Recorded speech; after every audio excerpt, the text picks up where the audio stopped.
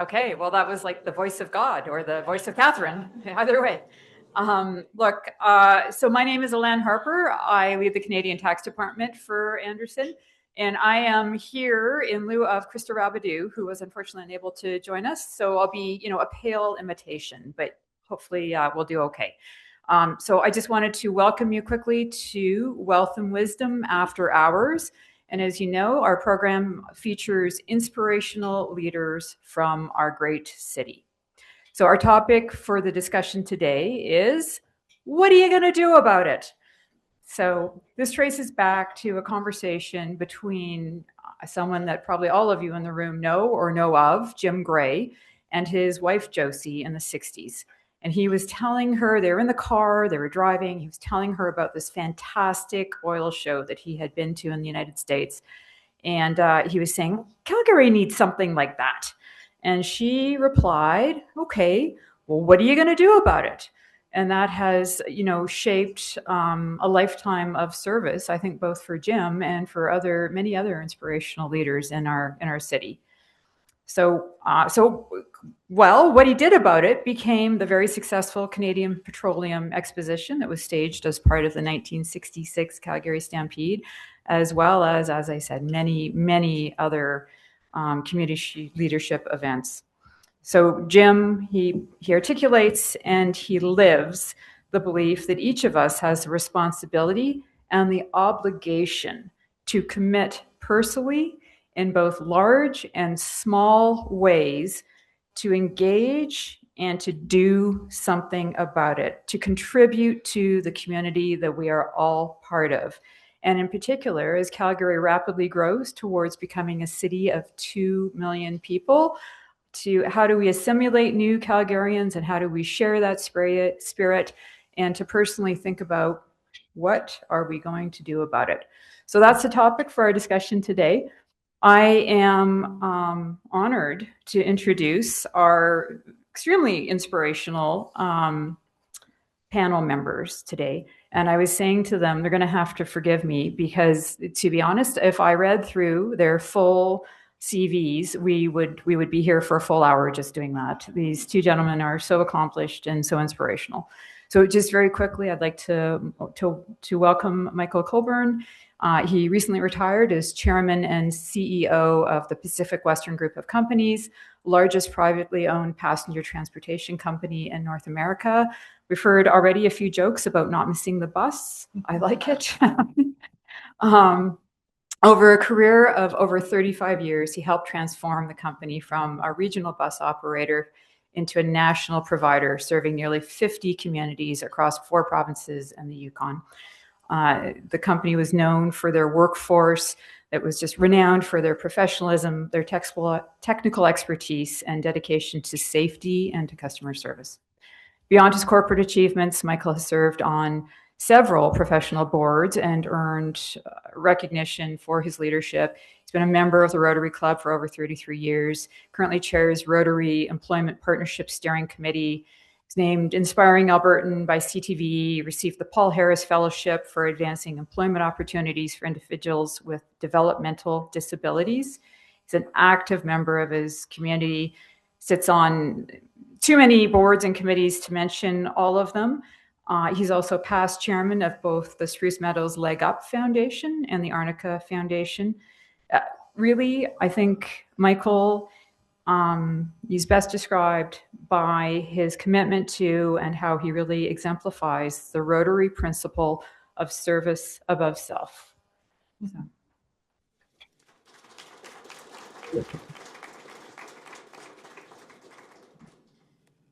Okay, Steve Allan. Look, I feel like these people almost need no introduction, but here we are. We're doing it anyway. So Steve is a fellow of the Chartered Professional Accountants of Alberta. He's had a very successful career focused on corporate restructuring, insolvency, forensic accounting.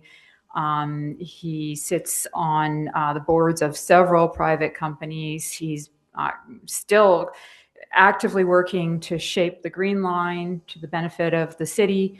He's chair of the board of the McMahon Stadium Society, active with Calgary Sports Infrastructure Strategy, focused on infrastructure with a vision to make Calgary the healthiest and most active city in Canada. Through Rotary, he's been involved in projects to advance early childhood literacy, improve food security, advance Indigenous relations, and enhance the club's stay in school and youth at risk programs. Many of you will know him also as one of the founders of the Top 7 Over 70 program, past board chair of the Calgary Economic Development, past governor of the UOC, past trustee of the Calgary Zoological Society, past director of the Calgary Foundation. Just the list just goes on. So, co-chair of the Calgary Poverty Reduction Initiative, served on the committee to end homelessness in Calgary. It literally, we could be here for a very long time. I'm just going to say thank you to Mr. Allan for being here and for your commitment to service in honor of this great city.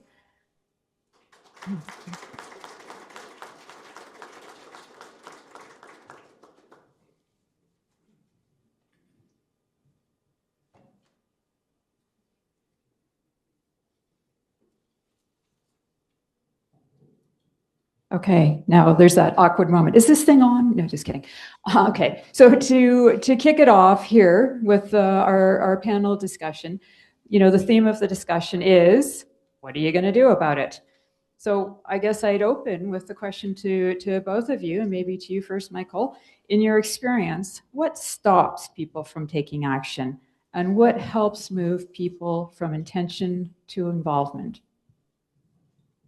I think it's fear. I think that if you want to get something done, you got to start to do it. And I think people feel that they're going to get into a deep hole where it's going to consume them.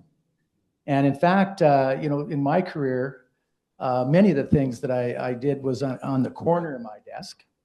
And, I was still able to grow the business, focus on the business as a priority, plus grow a family, and still work on these initiatives on the corner of my desk. So, I think when you find an organization or an effort, charity or some type of thing like that, what really helps you decide too, if what you can do is there other engaged people involved in this initiative or this movement of sorts. So, because we've all heard that, what a small group of engaged people can accomplish is tremendous. So, by getting a sense of the people involved, you can go in and be active and find your way through and take the time to get more involved when you have an opportunity to be involved. So I think it's just fear. People don't want to stick their toes in because they don't know what's going to happen.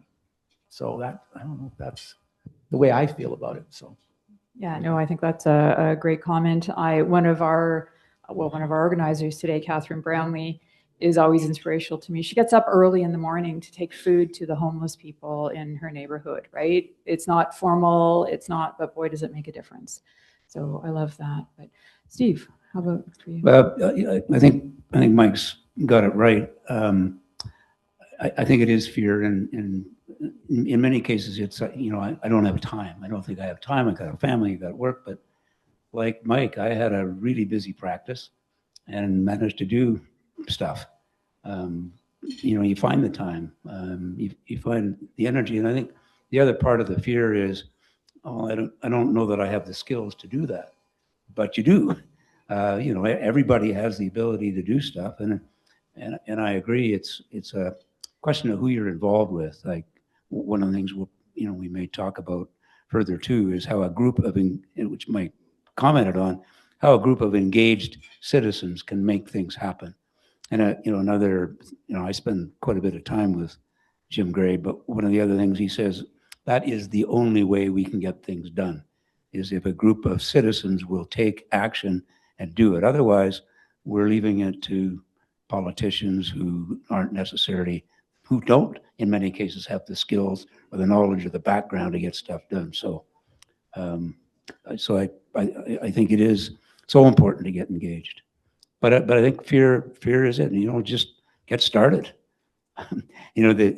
The challenge is that so often, and not to scare people because everybody probably knows this, but you do say yes and you get involved, and it does often get way more involved than you expect it to be at the outset, but it's all fun. And you build great relationships along the way.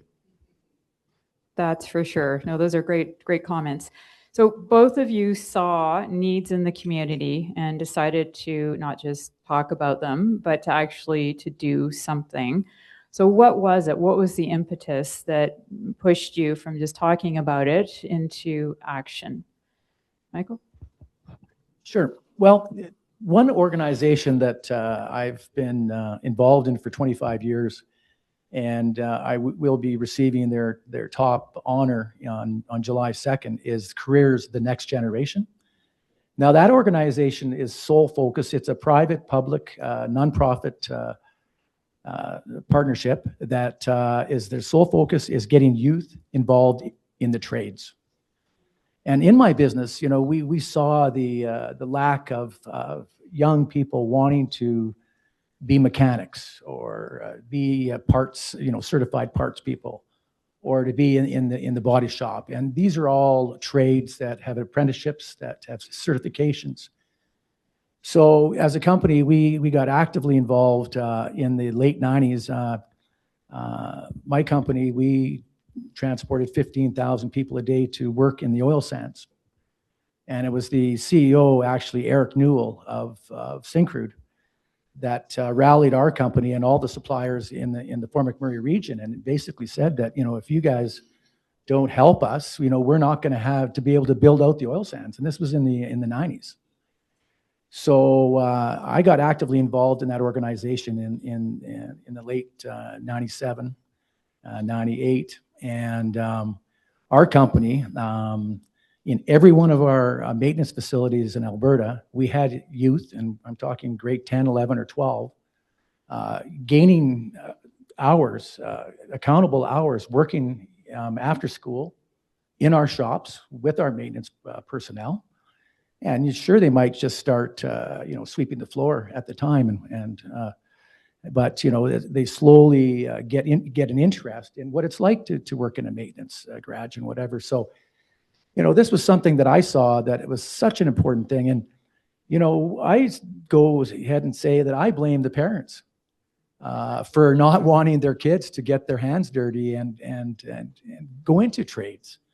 And, you know, all parents want their kids to be in the white collar type job. You know, I'm generalizing when I'm saying that, but, you know, we need more youth in the trades.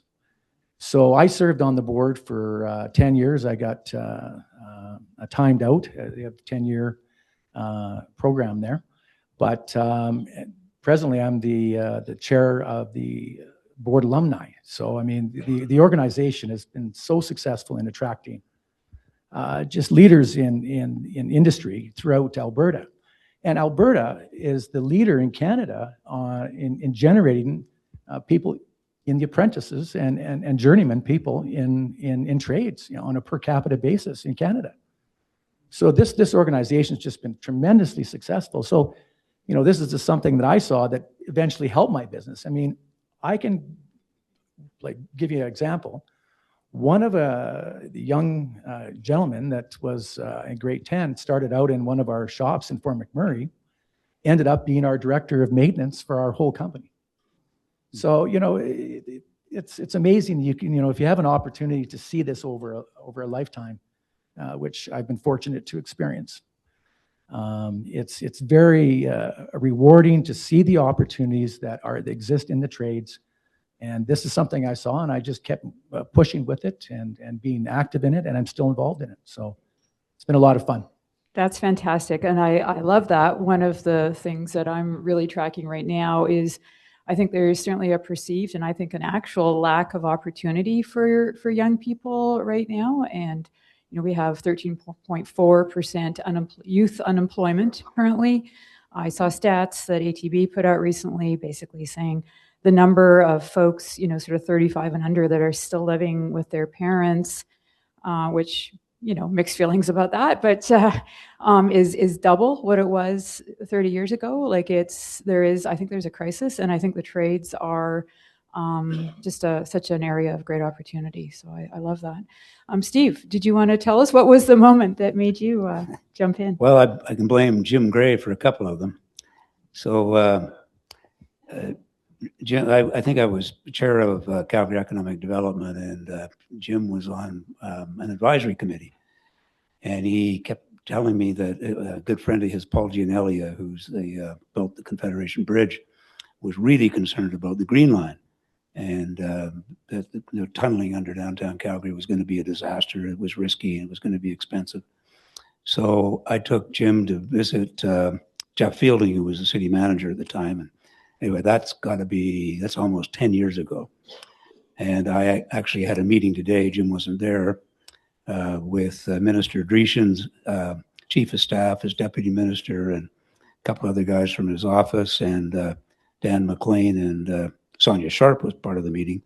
But we need to look at some other options other than the one that's slated to go down, elevated down 2nd Street, which nobody seems to like. And right now, the city and the province are focused on that, and it's got a time frame of running to the end of this year before they will know that it's not going to work. So we were advocating that they need to look at different options, but it was really that spark that Jim said, we got to do something about this.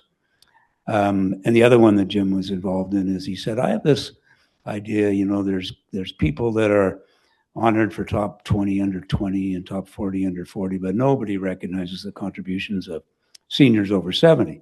So I think we should do something about it. So that was the beginning of Top 7 over 70, that we had our first event 2017 as well. And we've had 5 of them now in Calgary. And we've gone national. There was one in Halifax that last week. Brantford and Guelph are coming up this year, as is Regina. And the second one in Medicine Hat will also be this year. So a great movement. The one that I'm probably spending most of my time on now is the sports infrastructure strategy. And I chair McMahon Stadium, which you will appreciate is an ailing old building that needs to be replaced. And so some of these projects take a long time. So in that case, I kind of recognized it was around 4 years ago that nobody's funding us. I had my hand out begging province, the city, the feds for money. There is no money. It was complicated because it's owned by the university.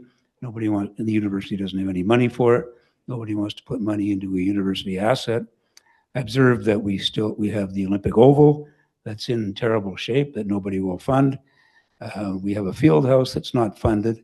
And we have the sliding assets at Winsport that are not operating.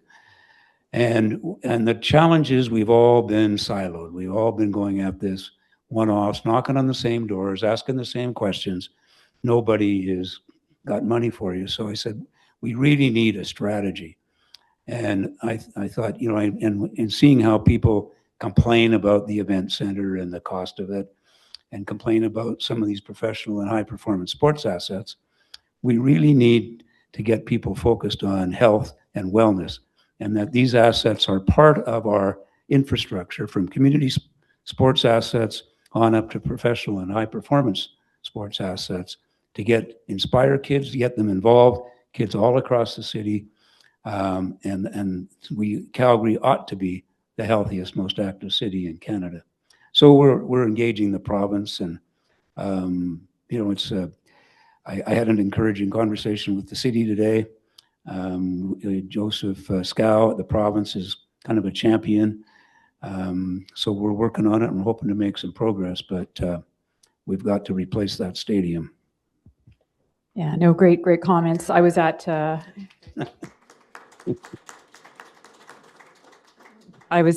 community event with a bunch of young families a week or two ago, and they were talking about the lengths that they were going to try and get their children into swimming lessons. And it's almost impossible because they're just so oversubscribed. Well, we have we talk about a infrastructure deficit for schools and healthcare, and nobody is talking about the infrastructure deficit for community facilities and sport and high-performance professional sports facilities. Huge deficit that is, and it's hard to get both the city and the province focused on it. Really frustrating. Yeah. Okay, well, great. So you both, you're leaders in your fields. You've had tremendous professional careers, but you had very different career paths. But yet you've still both found a way to make an impact outside of your business. So, Steve, why don't we start with you this time? How do you think your professional experiences shaped the causes and the initiatives that you chose to get involved in? It's a good question. Like as you mentioned in the introduction, I'm a chartered accountant, or a chartered professional accountant, I guess they call us these days. And I was never a very good accountant, but I got involved in the insolvency business, insolvency and restructuring, because I like trying to fix things. I like to try to find out what the problem is, how I can fix it, how I can make it better. And I think that it was a sort of a curiosity. I'm curious about things. So when people said, why don't you get involved in this or that? And then, well, that sounds interesting. Why not?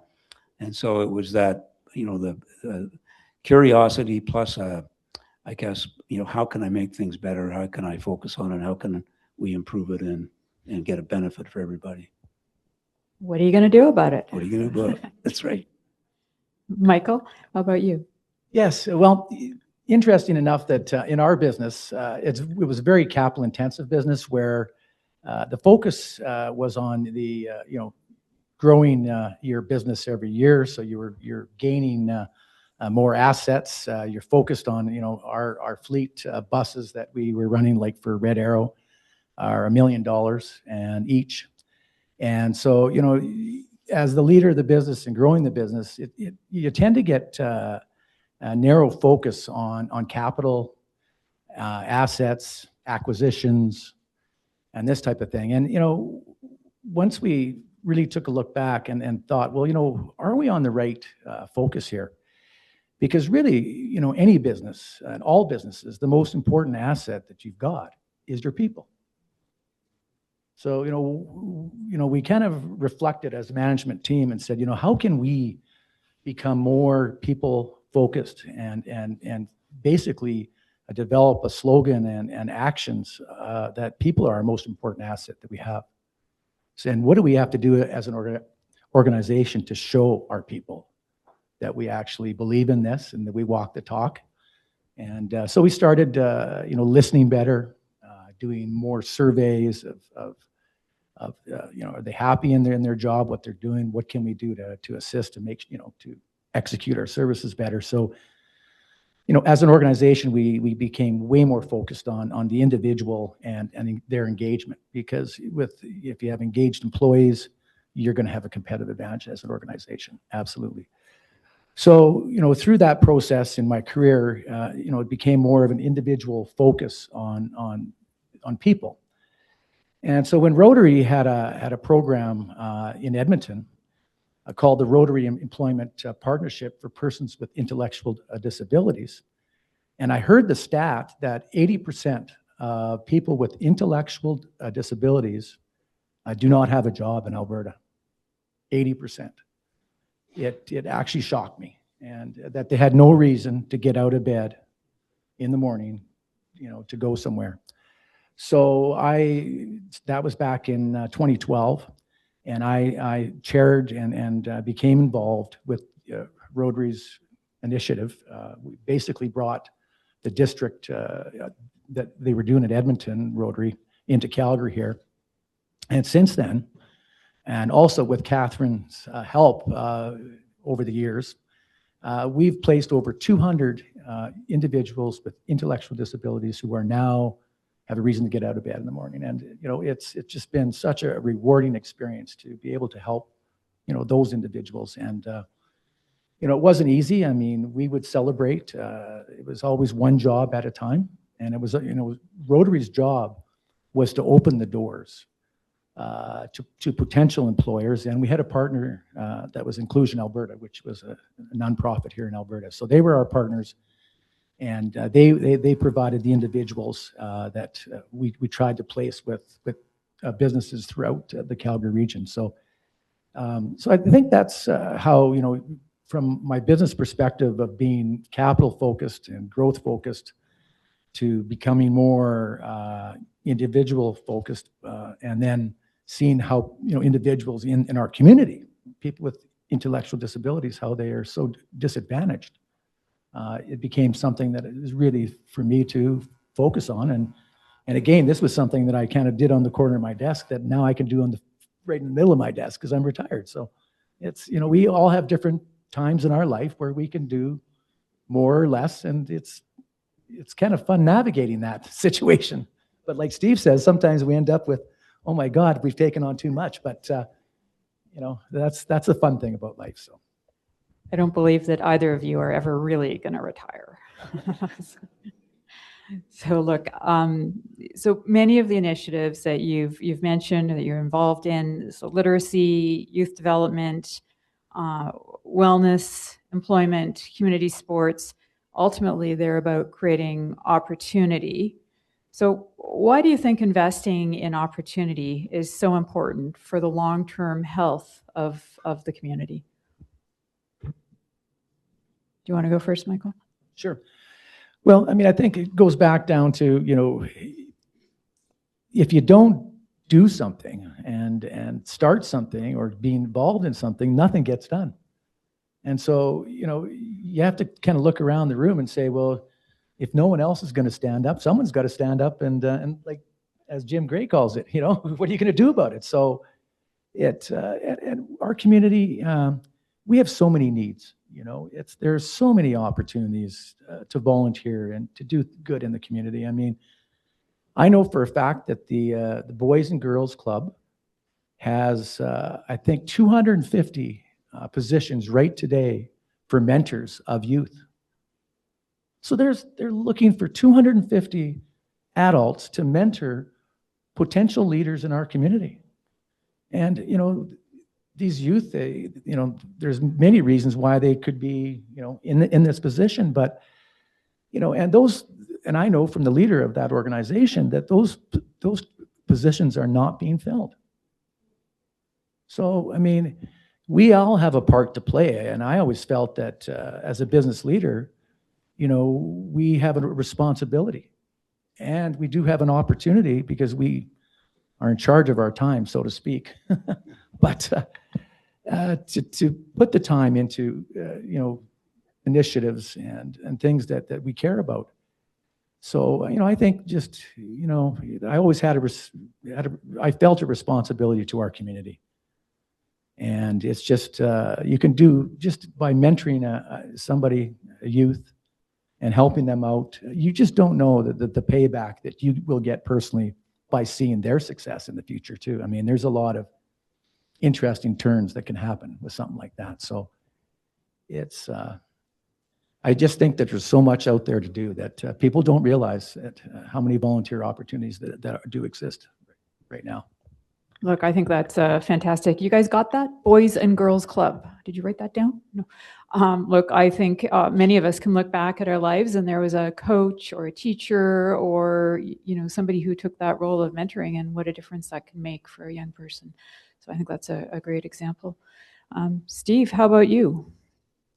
Well, I think your question was investing in the opportunity, and I think the various things that I've been involved in, I probably didn't understand the opportunity when I started.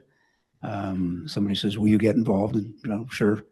But then it's, as you learn more about the issue, then you see the opportunity. You know, and Mike and I are both involved in our Rotary Club's early childhood literacy program.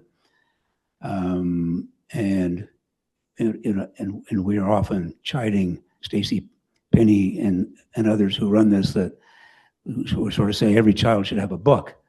And you kind of say, well, why? You know, so it would be nice. But when you learn what the real problem is, that kids who reach grade 3 who can't read often then end up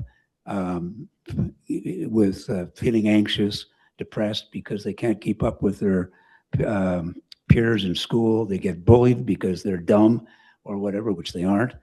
And there, Stacy sent me an article, you probably got it a couple of days ago, about the path from not reading to prison. I think it was something titled something like that. But there are stats about prison populations, the high percentage of people in prison who are dyslexic or who have a reading difficulty. And it's just because the path from not reading in grade 3 is not a good one for our kids. So the opportunity is to invest in that, and we can really make a difference. And we had Joanne Pittman, the superintendent of schools, spoke to our Rotary Club a couple of weeks ago, and it is quite unique because Stacy and I actually met with the previous superintendent of schools who they astoundingly did not test literacy rates of kids in grade 3. They were just moving them on. They had no idea what impact they were making. They are now testing, and it's actually a requirement of the province, new legislation that they have to test this, which the ATA is opposed to for some reason that's unfathomable. But Joanne was talking about this, how the stats are, most graphs you like to see go up. This one's going down in terms of the number of kids who are capable of reading at grade 3 level, and it's gone for, I can't remember the numbers, but they are making improvement. This will have a huge impact, a huge opportunity for our community if we keep pushing this. Look, that's a great example of what the next question was, right? But so just, where a small action or an idea can end up making, a huge ripple effect on individuals and on the community. Do you have any other, examples of that? Well, top 7 over 70 is another one that comes to mind. And I'm trying to take this beyond just recognizing people over 70 who have done something cool and something unique and new after turning 70. You sort of say, when, I know, and we all know, I'm sure, lots of people who retire at 65 and they've worked their tail off all their lives, and they're saying, now what do I do? So what our focus is really starting to be in top 7 over 70 is to inspire younger people to get involved. Start building that foundation today. Get involved in some way, in something in your community. Begin to build those relationships that you'll be able to call on in later years. And I think that'll make an enormous difference down the road. Because I've had people come to me, can I have coffee with you? Sure. Well, how do I get involved? I'm now 65. I'm going to retire. What do I do? Well, what have you been doing? Well, nothing. I've been working. Well, it's just really hard at that point. So begin to build that foundation today, I think, is really important. That's great advice. Thank you. And how about for you? Do you have examples where, the ripple has really expanded from small action? Well, I think that one of the things that I've just recently been involved is with the Special Olympics. So I'm a coach sponsor for the summer Special Olympics for people with intellectual disabilities, and they're holding their Canadian tournament in Medicine Hat. And and Steve talks about the health of our facilities and the health benefits. I mean, to have these individuals with disabilities being involved in sport, the stats are that there's 50% less diabetes amongst individuals that are involved in Special Olympics and ones that are not. The Special Olympics has so many other benefits. The ripple effect. They actually have an healthy athlete screening program where the athletes, like for the 3,000 that are going to be down in Medicine Hat here in August, have an opportunity that student nurses, doctors, for screening of vision, hearing, the quality of their feet, so that they can compete. And it just what a great opportunity for people with disabilities to even succeed further. And so I think that shows you what kind of a ripple effect. What Special Olympics is not just about building confidence and all the things that it really does for those individuals, but it really helps the the individuals and the communities be more successful. I love that. I showed up at an event last week, and it was to talk about innovation and entrepreneurship. But it was, somebody of your caliber who was running the event, and there was as a side, there was a art show for people with developmental disabilities, and it was fantastic. And we all came home with wonderful new art, and just an opportunity to meet some great new people. So it was a wonderful event. Look, so among the different initiatives that you've supported, do you have any lessons or any thoughts that you'd like to share in terms of, how real change can actually happen within the community? And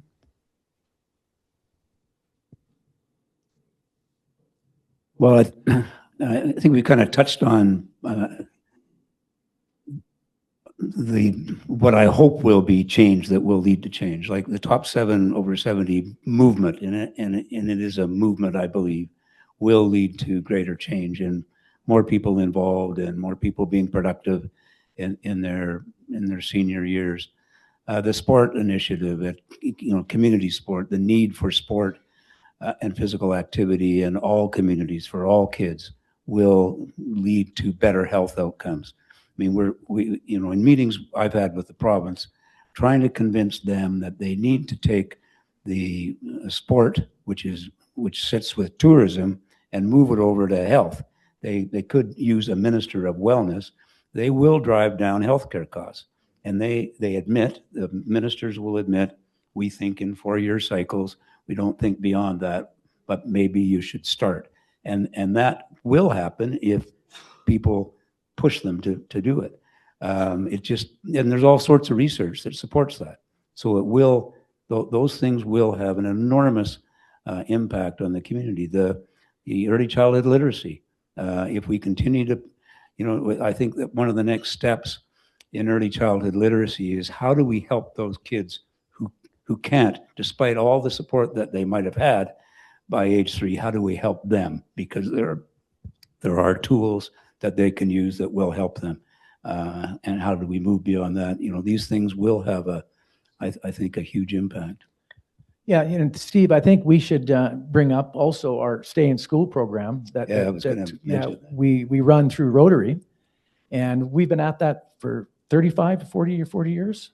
Yeah, I was actually, not that I take any credit for it, but I was president of the club in 1994 when Carl Smith brought it to us, and we so 35 years, 35, pretty well, 35 years. And what we do there is we volunteer and help students at a number of schools in Forest Lawn and Dover, disadvantaged areas in the city. And your commitment basically is to touch base with the student on a monthly basis and spend time and help them read. And we have a whole program where if they stay in school, and a lot of these are immigrant families, with not English, not the primary language in the household.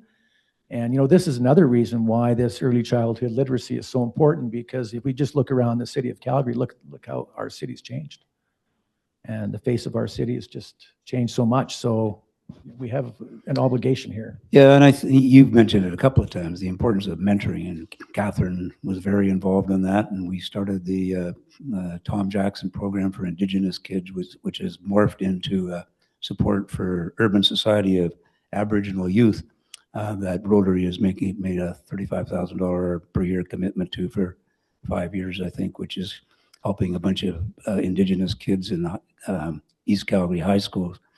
But yeah, I mentored 10 kids through that program, and I have one of them that we've got 2 graduates of our Stay in School program are members of our Rotary Club now. One of them is chair of our youth program.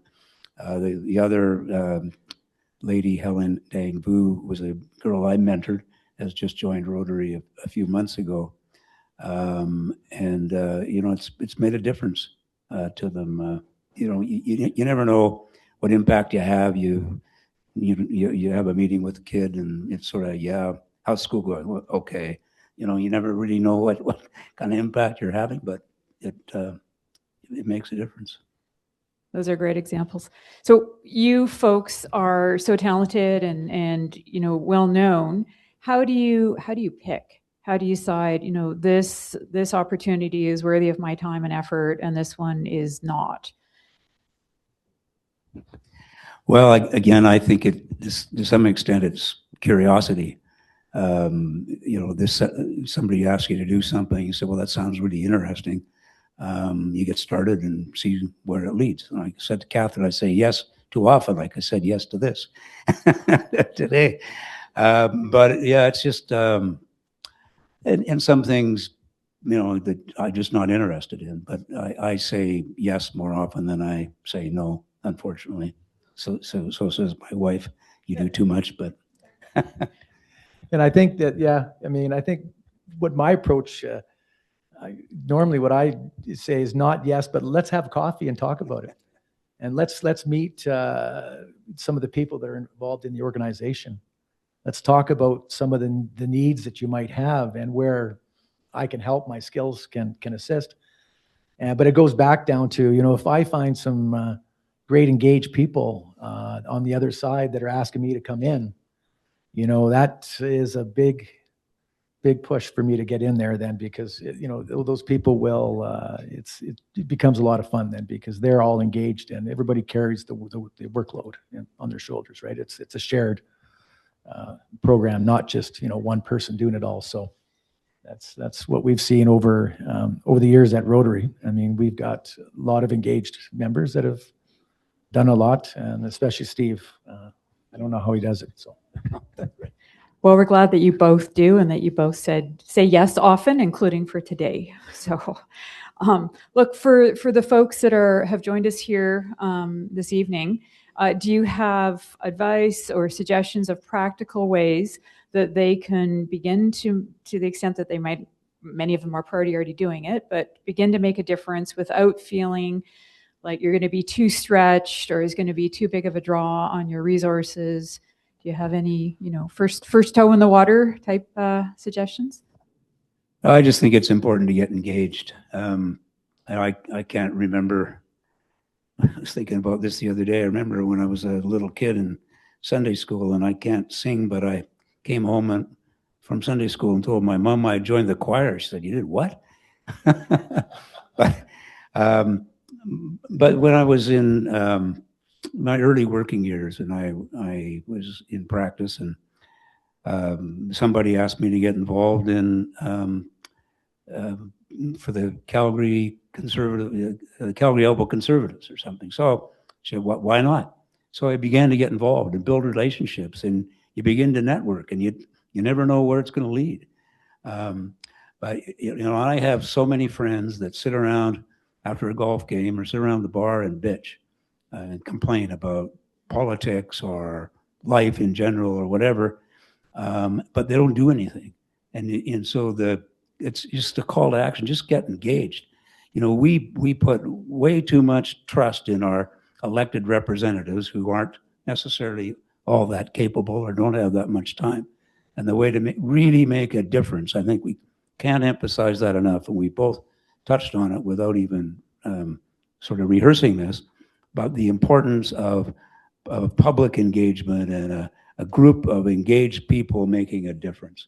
And that would, to go back to Jim Gray, if he was sitting here now, he would say that. I mean, he thought the Green Line was sort of resolved about a year ago. He then got really concerned about the potential of a fire in the Bow Valley. So he has a whole group of people. They meet weekly. They've engaged with federal ministers, provincial ministers, the local communities up in the Banff area, and it's a serious problem. But it's just getting involved, networking with people, bringing other people in, and saying we got to do something about this. Yeah, no, I agree, Steve, and I think my thought was just do something. Just do it. But also, I think, Steve, what that comment earlier that you talked about, the people that reach 65 really resonated with me. And they said, well, what do I do now? I mean, you really do have to start before you retire, with some volunteer activities, because then when you do retire, you have something to move into or something to grow into. And because, I have a couple of friends also that have just recently retired, and, they didn't have anything or weren't doing anything before, and they're really struggling right now, as you say, So, I mean, for us to retire, we just moved into the stuff we really had fun with, not the work part. So it was an easy transition. I don't have to keep track of my hours anymore, which you would understand as a professional. Yes. My colleagues will know I'm not very good at that part of my job. But, look, so I think if everyone leaving this room tonight committed to taking one meaningful action in the next year, whether that be mentoring, volunteering, supporting youth, building opportunity, what kind of impact, what's the vision that you think we could have for this city? Huge. That it's just the power of people being involved and how you move things. Like I sent an email to Devin Dreeshen's office last night at about 10 o'clock saying, I know this is late notice, but if you happen to be available tomorrow afternoon at 2 o'clock, we're having this meeting. And his office got back to me this morning to my surprise and said, I can't make it, but my team will be there. So it's you don't know the impact you might have, the connections that, who knows how that happened, but you can have tremendous power of just, they care about what people think, they care about voters, they want people engaged, and they value it, I believe. So huge opportunity for everybody. And if everybody just does that one thing, it would make an enormous difference. Yeah, and I think just to, echo what Steve had said earlier, we really don't know what's going to happen when we say yes, and where that initiative leads us, or how that makes a change somewhere. And, you just don't know. And until you say yes, and, it might not be the right thing, but if you don't do something, you'll never make a difference. So and you can always quit if you don't like it. That's right. Just, it's a volunteer. I'm out of here. Good point. Look, I think we're in a world right now where there's a lot of uncertainty. We've got multiple wars going on. We're seeing inflation. We're seeing there's just so many things changing, threats. I think that connectivity that we can all create by getting involved, by saying yes to, and having a direction to that question. What are you going to do about it? And I can't end the war in the Middle East. I can't end the war in Ukraine. But I might be able to help a 7-year-old learn to read, and who knows what impact that could have. So look, I just want to thank both of you so much for saying yes, and I'm certainly inspired to go out and to do more. And I'm going to hand it over to Shondell to thank our guests.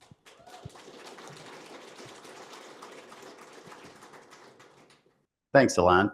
First of all, big thank you to Anderson for giving us the forum and the platform to be able to invite our two guests here today and get their wisdom. So round of applause for Anderson. Thank you.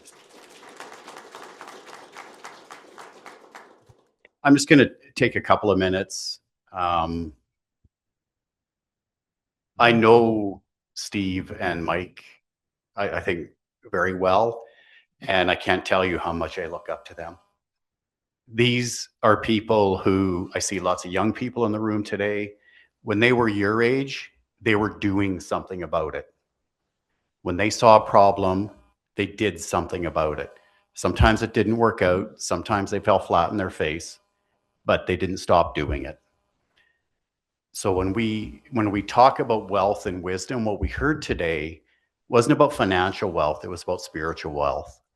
And the passion with which these two gentlemen have lived their life is a testament for everyone in this room to walk out of here and say yes to something. Doesn't matter what it is, it could be something simple, but what it'll do is it'll lead to that next step and that next step and that next step. and it will help make our city and the citizens within our city better people. So I think that's the message I took out of it. I look up to these guys, and the bar is high. I'm a Rotarian, and I can't keep up to them. So I thank them for all the work that they've done here in the city, and also for the work I know they're going to do, because I know they're not going to stop. So on that note, I'd like to invite Michael and Steve up, because we have some gifts for you. First of all, we have homemade butter tarts, of course. I didn't make them, but you know who did, and they're made with love. And Steve, for you, we're going to make a small donation to NSTEP. And for those of you who don't know, they're focused on everything good about youth. And for Michael, a small donation for Inclusion Alberta. He told you about their story. I know I've talked to him on several occasions, and the work that he does there would put tears in your eyes. So thanks again, gentlemen. Thank you.